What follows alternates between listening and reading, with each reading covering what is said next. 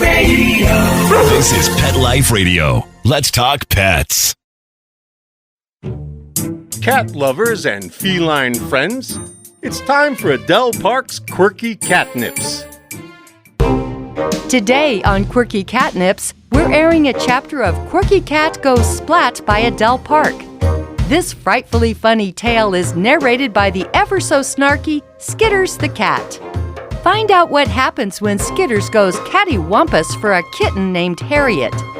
Tune in each week to hear a new chapter of Quirky Cat Goes Splat, only on Pet Life Radio.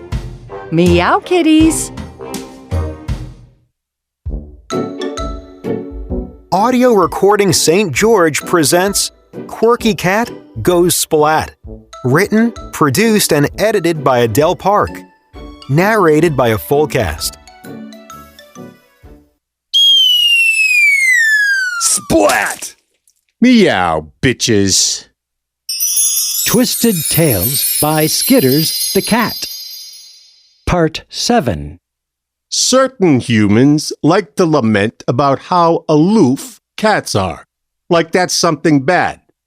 And just because cats seem disinterested doesn't mean our brains are all catawampus. I have better ideas on how to get my way than anyone would ever give me credit for. If I've got a complaint, I meow loudly at Randall, the father of my twin humans. He'll do anything to shut me up. When I holler from the kitchen, it means my water dish is empty or has something disgusting floating in it which I don't care to drink around. Nighttime yowls are a signal I'm trapped in the twins' bedroom where I could potentially create chaos unless he frees me. It took Randall more time than I would have imagined to figure out he should leave the door to the twins' bedroom cracked open when they drift off to dreamland. I'll be the first to admit I like to sleep around. As much as I adore my twins, I don't care to spend the entire night with them. These little darlings have turned me into the subject of a nightly tug-of-war. Their fights over which bed I'm to sleep on are raucous even by a cat's standards. At one point, they pushed their beds together and stretched me out in the middle. I kept sinking into the crack between them, which didn't please me in the least.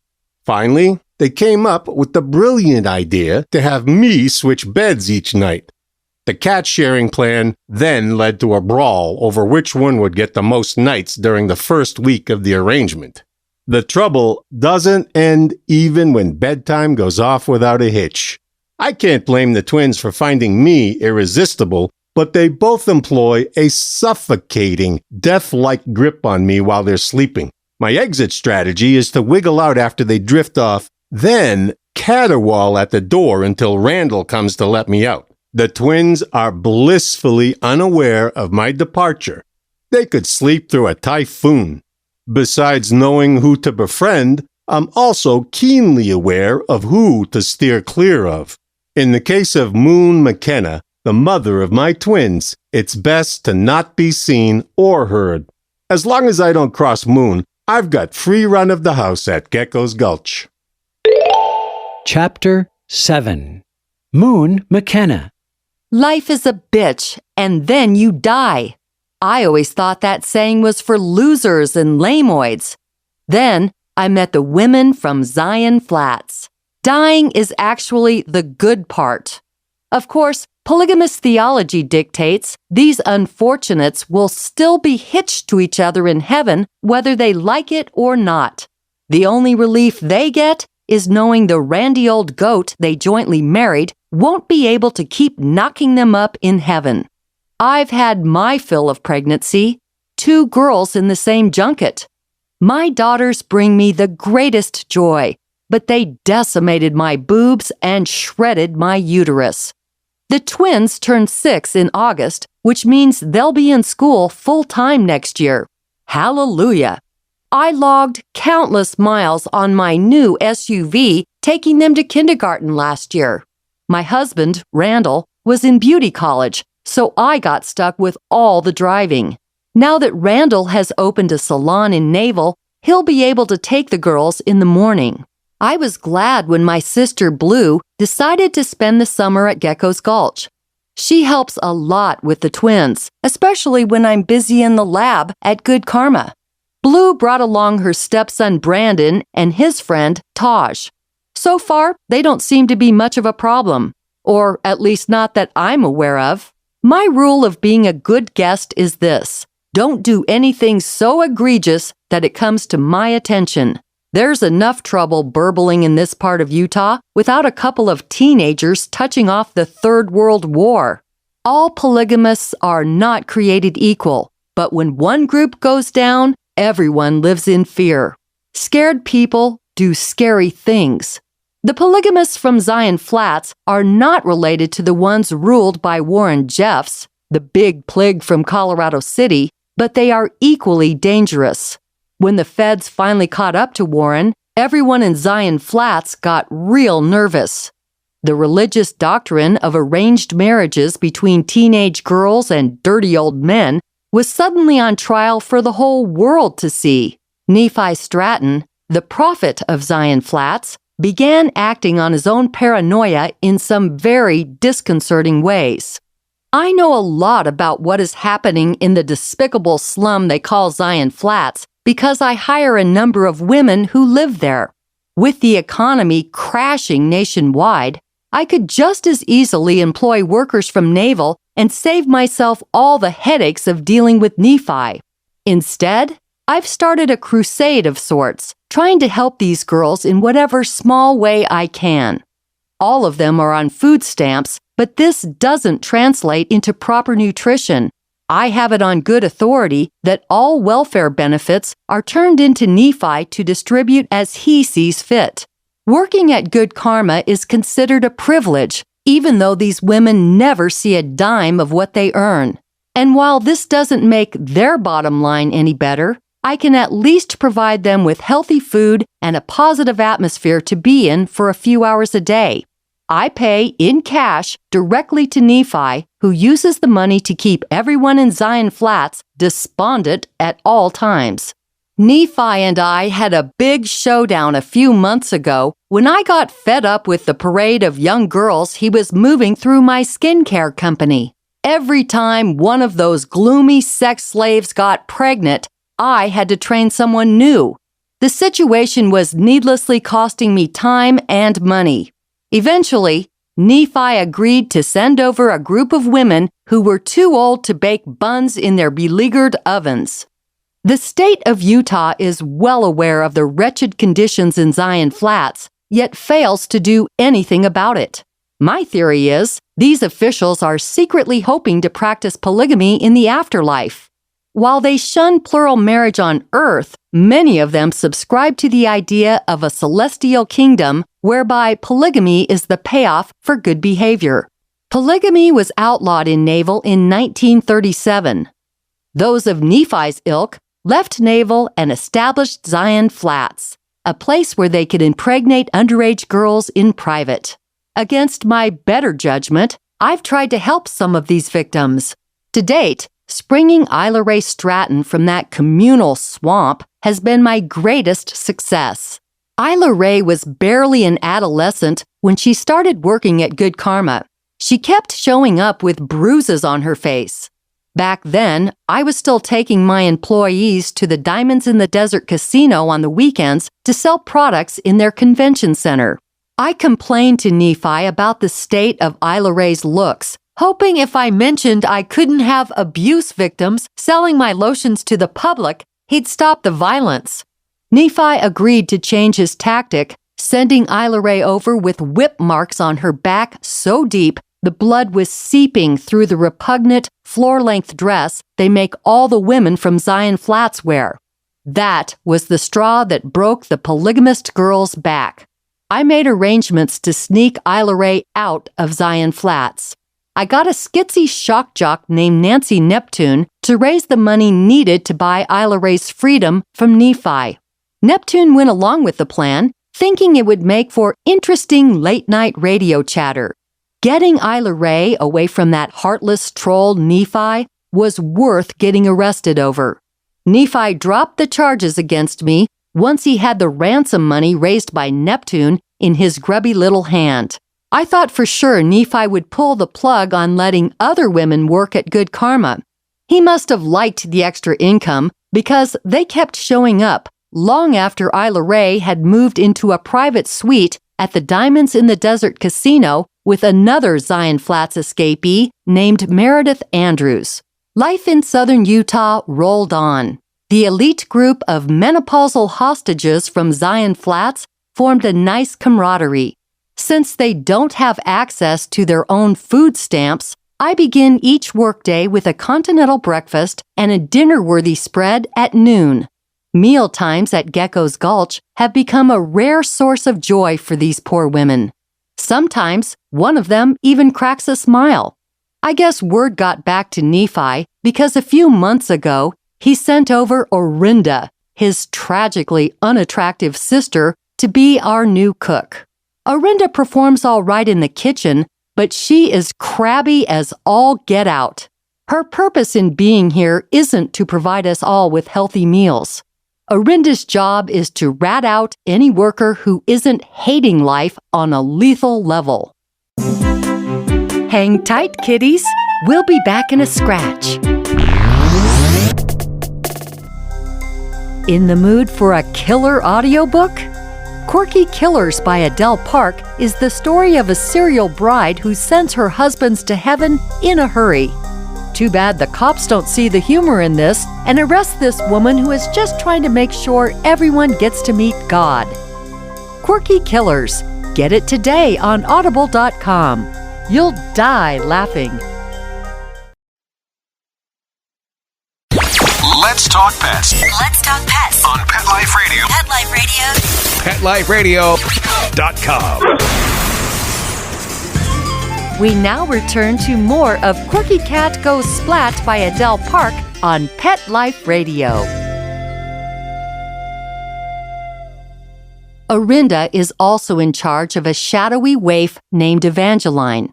Orinda and Evangeline's mother got duped into marrying an outsider who was on the run from the law.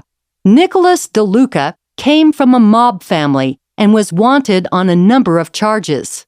When the feds tried to close in on Nicholas, he hid out at Juniper Hollow, an old estate sandwiched between Zion Flats and a huge swath of BLM land. Somehow, Nicholas managed to con his way into the good graces of Nephi. In all likelihood, he's the one who helped Nephi refine the welfare scam at Zion Flats. Nephi, always suspicious of outsiders, got Nicholas to marry Orinda as a way of keeping tabs on things at Juniper Hollow. Nicholas was a good-looking man. Tying the knot with Orinda, the bearded lady from the Zion Flats circus, must have taken some grit. It's hard to tell how close those two were. Unlike most polygamist wives, Orinda never got pregnant. Nicholas also married Rebecca Simmons, Evangeline's mother. I've heard through various sources that Rebecca miscarried a number of other children.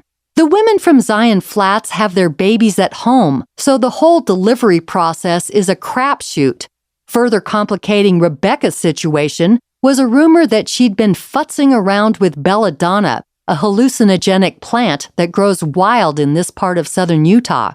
A few weeks after my sister's winter wedding, the Naval Weekly Banner was all abuzz with the story of Rebecca's death.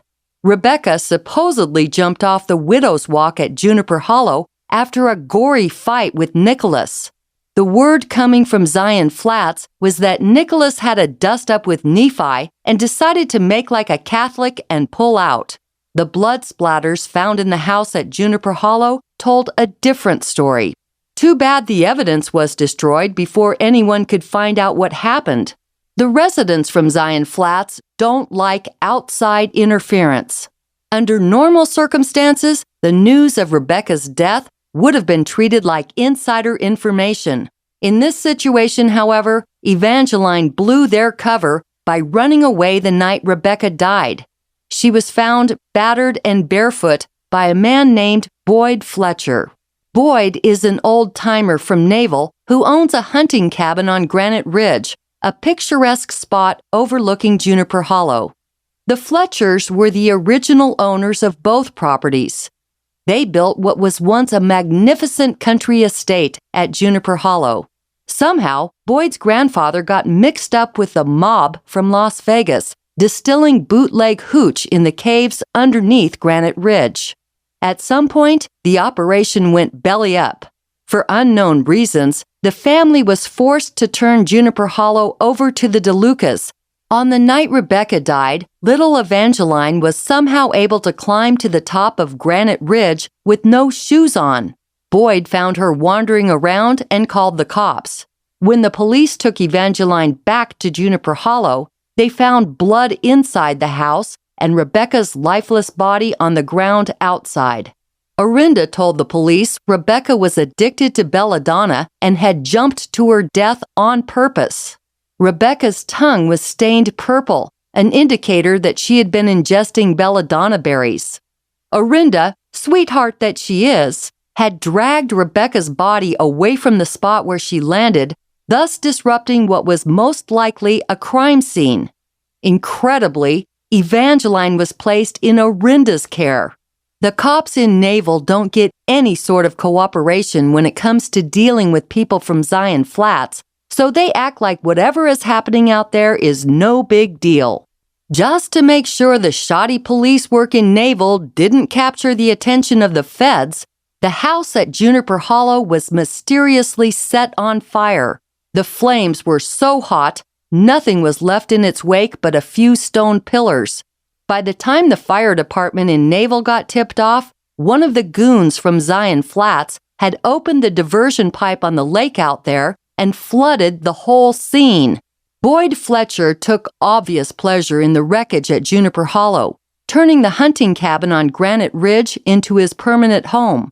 By all accounts, Boyd is a snappy old gaffer who gives Nephi Stratton a run for the money when it comes to being rude. Boyd's wife had died in some kind of crazy accident, so he had no reason to stick around in Naval. He reminds me of the Grinch, perched on his lonely overlook, sending out vibes of ill will. The polygamists and the mob have finally cleared out from Juniper Hollow, but Boyd is still festering with resentment. I wish I could fix Boyd up with Orinda. They'd be perfect together. Orinda is now my problem because Nephi wants her to spy on the workers at Good Karma. The fact that these women are finally getting enough to eat and have a safe place to gather makes Nephi extremely uptight. I'm glad Orinda feeds herself in the kitchen. Nothing can dampen an appetite quite like an angry, hairy old bat swooping in to poop all over everyone's good mood. Evangeline doesn't join us at the table, nor does Rondi, the housekeeper. These two literally get everyone else's sloppy seconds. Not my choice, mind you. To keep the peace with Orinda, I let her have control over the food service, or, in the case of Evangeline and Rondi, disservice. Evangeline is a year younger than my twins. Their numerous attempts to get Evangeline to play with them have failed miserably. Not that Orinda would ever allow that anyway. It really singes me to watch this young child treated like a scullery maid. It's not like she's of much use to begin with. She's only 5 years old, for heaven's sake. Evangeline engages in some rather creepy behavior. She's a lot like Skitters, furtively appearing in places where you least expect her.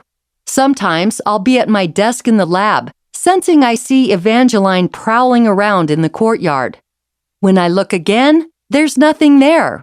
Once, I found Evangeline crouched under the vanity in the lab restroom. The lights were off, and I wasn't expecting anyone to be in there. It startled me so much I let out a scream. Despite the fact that the sun shines more than 300 days a year here, Evangeline has super white skin. It's almost translucent. Sporting opaque eyes and hair the color of bleached flour doesn't help her corpse-like appearance.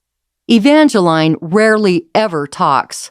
When she does, her voice comes out in a raspy, sing-songy whisper. She's like a glummer version of Moaning Myrtle from Harry Potter. My heart goes out to this shattered child. Orinda brings Evangeline to Gecko's Gulch every day. She's supposed to help Rondi with the cleaning. Like most 5-year-olds, this doesn't last very long, even when it's a simple task like taking the sheets off the bed. Rondi actually seems relieved when Evangeline wanders off. Orinda could care less what she does as long as it doesn't involve her. My husband, Randall, keeps insisting I do something about this situation, yet he's way too busy to help. I thought I would get a little breather once Randall finished beauty school. What I got instead was a second mortgage. Rather than easing into his new career, Randall went bananas and bought an expensive Victorian mansion, which he converted into the best little hair house in Naval. Seriously, that's the name of his new salon. All of this was in response to a snit Randall got into with the owners of the Second Combing Beauty Parlor. As head of the Naval Days beauty pageant, Randall was courted by every salon in town while he was still in school. During an interview to be the manager of the Second Combing, Randall foolishly blabbed his ideas for increasing business. Randall envisioned turning the Second Combing into an exclusive upper-end establishment where each stylist had their own private suite. Music and lighting would be subdued, and clients would receive celebrity-style pampering. The Second Combing loved Randall's ideas, but not his salary requirements. Before the ink even dried on Randall's hair license, the Second Combing had a new look and a new manager. These people obviously didn't know who they were dealing with. Needing a fresh idea, Randall forked over what was left of our savings, promising to finance the remodeling of the Victorian house once Blue's husband paid him for the property at Legacy Grove. Since Randall's understated elegance idea was already being used across town at the Second Combing, he decided to go whole hog and open the rootinest tootinest salon this side of the Rockies. He kept the individual rooms intact, decorating each one in a style best described as Western brothel. Randall then staged a revolt at the Second Combing, filching some of their top stylists. The Second Combing retaliated by showing up at city zoning meetings to object to Randall's renovations. Even more aggravating, these backbiters are now trying to snatch away Randall's job as head of the Naval Days beauty pageant. If the Second Combing continues haranguing Randall, they'll no doubt get what they deserve. Randall was a member of the gay mafia before we got married. This group takes down haters just for sport. I can't wait to see what they do to the pious hair shaggers at the Second Combing Beauty Parlor. What happens when cosmetics and polygamy collide?